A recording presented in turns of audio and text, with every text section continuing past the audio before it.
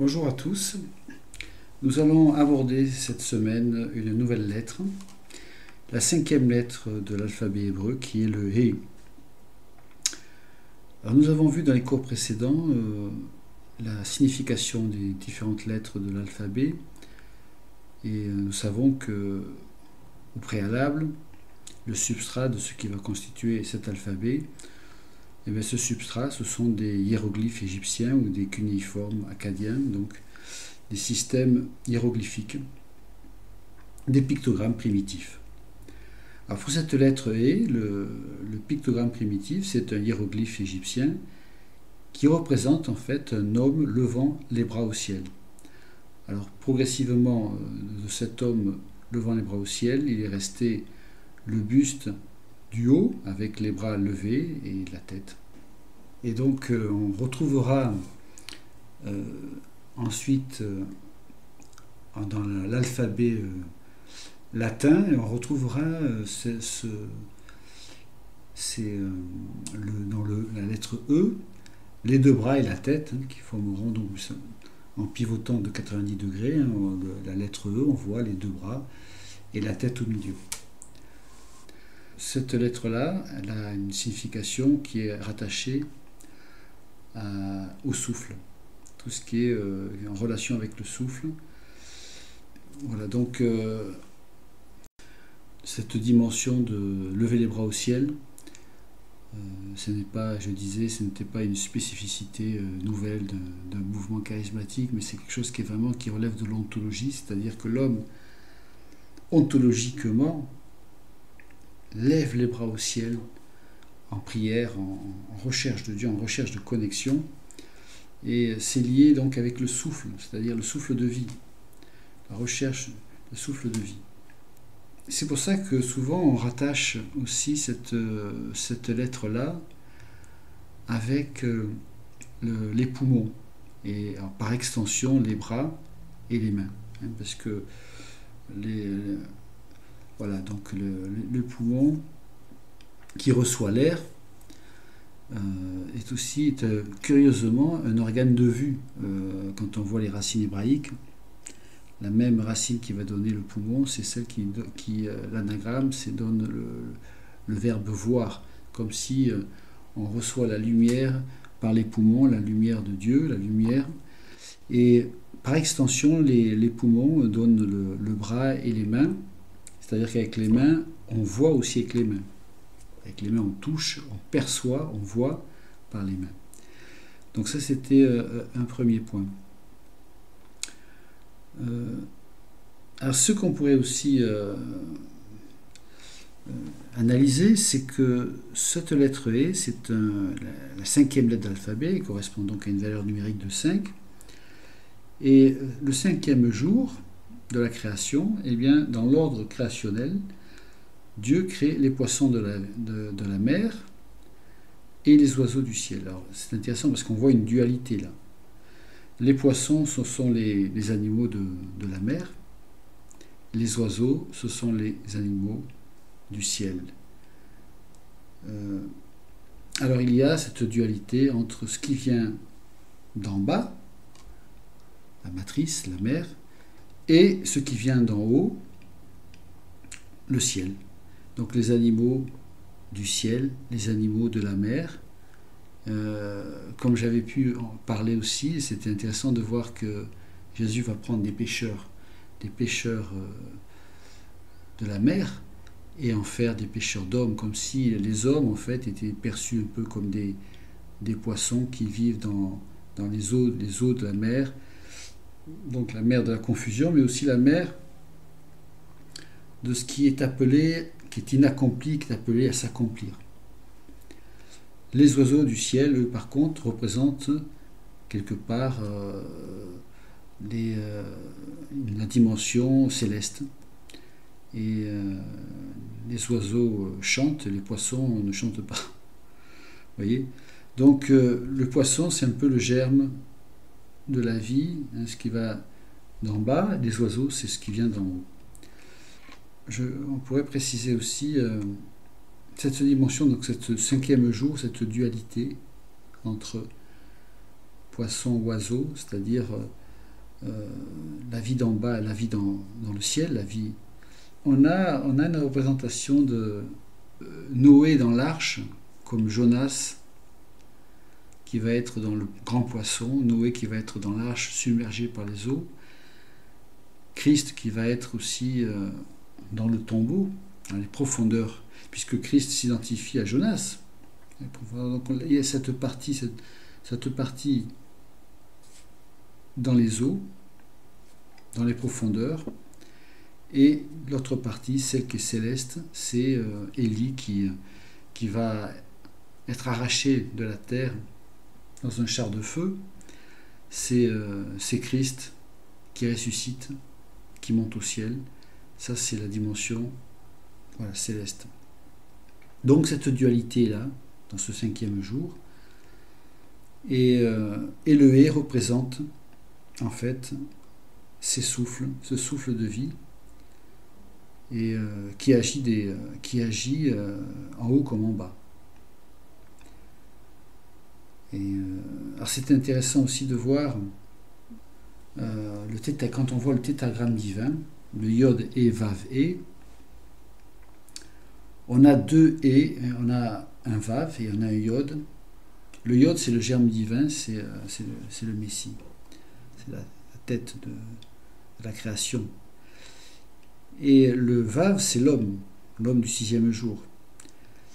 Et les deux et, qui sont donc deux expériences de vie, de souffle, eh bien elles symbolisent quelque part ces expériences de la mort et de la résurrection. Donc on va voir un premier mot qui commence par la lettre He, c'est Hellel. Hellel, ça signifie l'éclat, éclairé, l'éclat, c'est donc en relation avec la splendeur, l'éclat, la lumière. Avec donc un et un lamed. Si on prend le mot Hillel, qui veut dire louer, glorifier, on a un et, un lamed et un lamed. Dans cette racine, dans ce mot, on aura la racine du et avec le lamed, qui est la même racine que Hellel, Hellel, l'éclat. Donc louer, glorifier, en fait, ça correspond. Alors le mot Hillel peut se prononcer halal aussi, et quand il se prononce halal, il signifie briller, luire, resplendir. Vous voyez, donc dans ce mot, il y a la racine he et lamed qui parle de l'éclat, de l'éclat, de l'éclairer, éclat, éclairer, brillance. Et prononcer Hillel, eh bien ça veut dire louer, glorifier. Donc il y a une relation, je dirais, entre le fait de louer et le fait de briller. Quand on loue, quelque part, on resplendit. Quand on loue Dieu, bien sûr. Quand on loue Dieu, puisque tout doit être fait pour la gloire de Dieu. Tout est fait pour la gloire de Dieu. Donc, louer, glorifier, eh bien, c'est resplendir. On peut dire aussi que louer, glorifier, c'est faire monter, diriger l'éclat de Dieu. Faire monter l'éclat de Dieu. Et ce même mot, donc, qui signifie louer, glorifier, donc on voit qu'il a la racine, le et lamed, qui est une racine qui parle de l'éclat, avec un et lamed, un double lamed. Le double lamed, la racine du double lamed, c'est faire monter. Donc le et lamed, c'est faire monter l'éclat de Dieu. Donc louer Dieu, glorifier Dieu, c'est faire monter l'éclat de Dieu. Quand on loue Dieu, quand on le glorifie, sa lumière vient nous illuminer. C'est comme dans le tabernacle. Et ce mot va donner Alléluia. Alléluia, c'est le et lamed lamed, qui veut dire louer, glorifier, avec un vav et le yod et le et final, Ya, Ya qui veut dire Dieu. C'est un diminutif de Yahvé. Ya.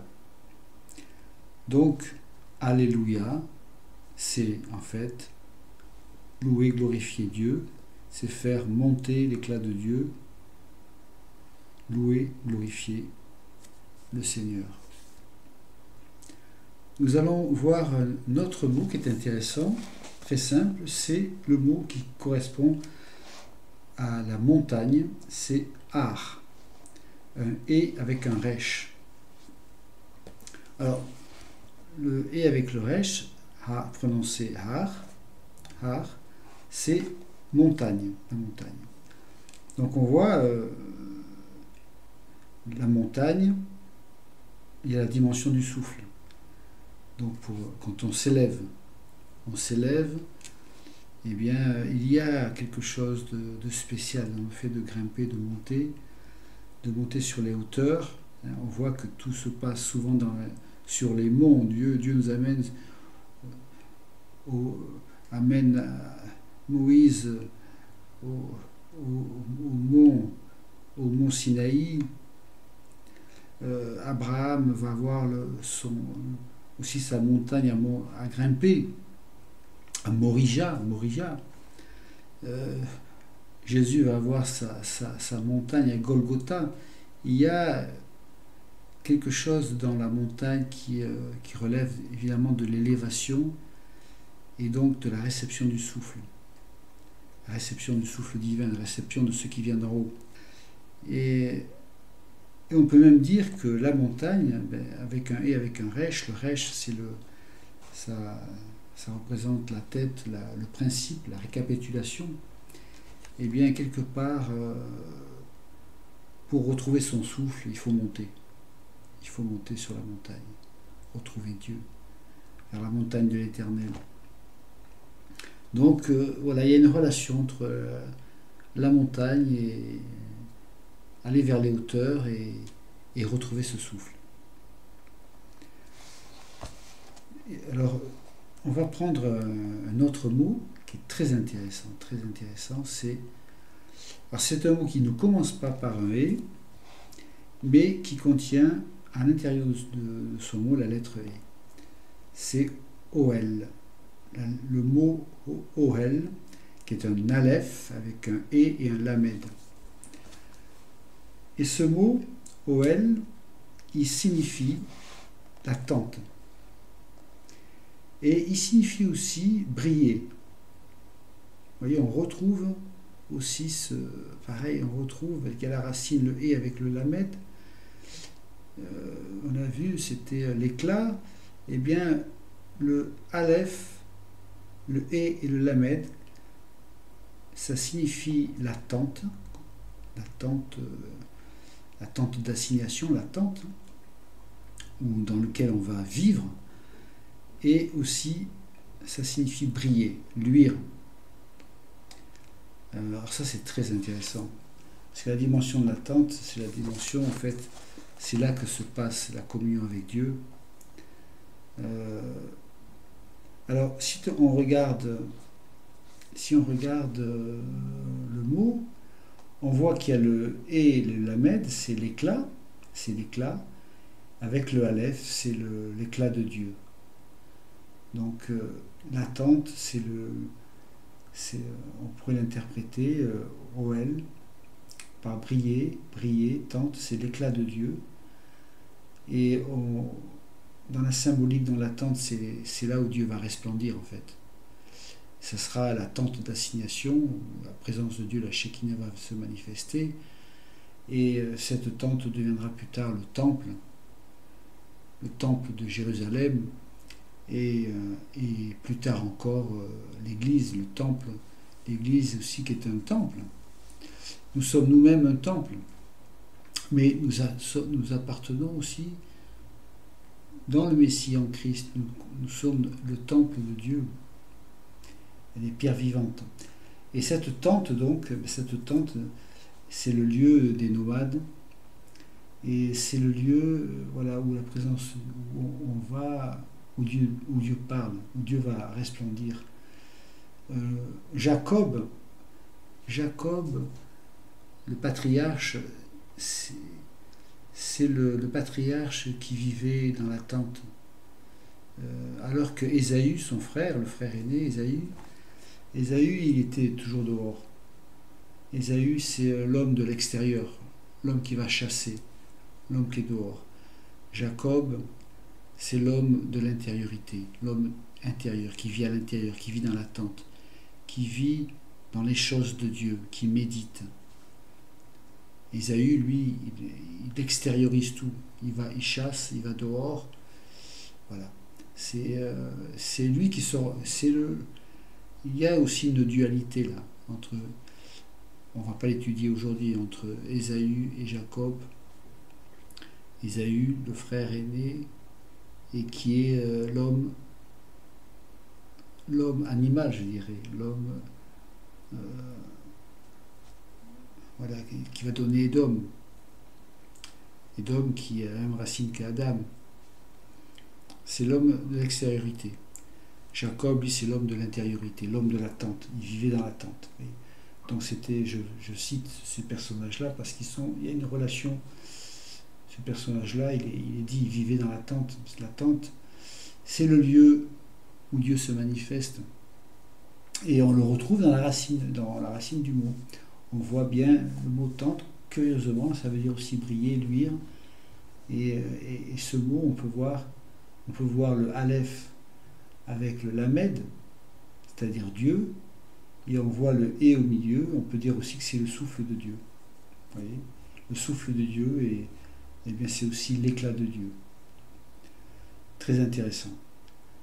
Et nous allons terminer avec un dernier mot qui est Ahav. Ahav, qui se construit un peu pareil, c'est-à-dire avec la lettre E qui est au milieu du mot, et au milieu d'un Aleph et d'un Bet. OL, donnait le mot tente, avec un Aleph et un Lamed, et le E au milieu. Là, c'est un Aleph avec un Bet, avec un E au milieu. Et ça donne Ahav. Et Ahav, ça veut dire l'amour, aimer. Il peut se dire aussi Ahava, mais il y a le mot, la racine Ahav, c'est aimer, amour. Et on voit que dans l'amour, en fait, c'est le souffle du Père. Le E, c'est le souffle, le Aleph et le Bet, c'est Av qui veut dire le Père. Donc l'amour, c'est le souffle du Père. Dieu est amour. Un Dieu qui n'aime pas, c'est pas le vrai Dieu. Dieu est amour, et je glorifie le Seigneur parce que dans l'hébreu, on retrouve un petit peu, on retrouve tout, mais on voit que effectivement, dans la dimension de l'amour, il y a le souffle du Père, et le Père, c'est le Père céleste. C'est notre Père qui est au ciel. Voilà, donc je vous laisse pour cette 8e leçon. Que le Seigneur vous bénisse richement, et à bientôt.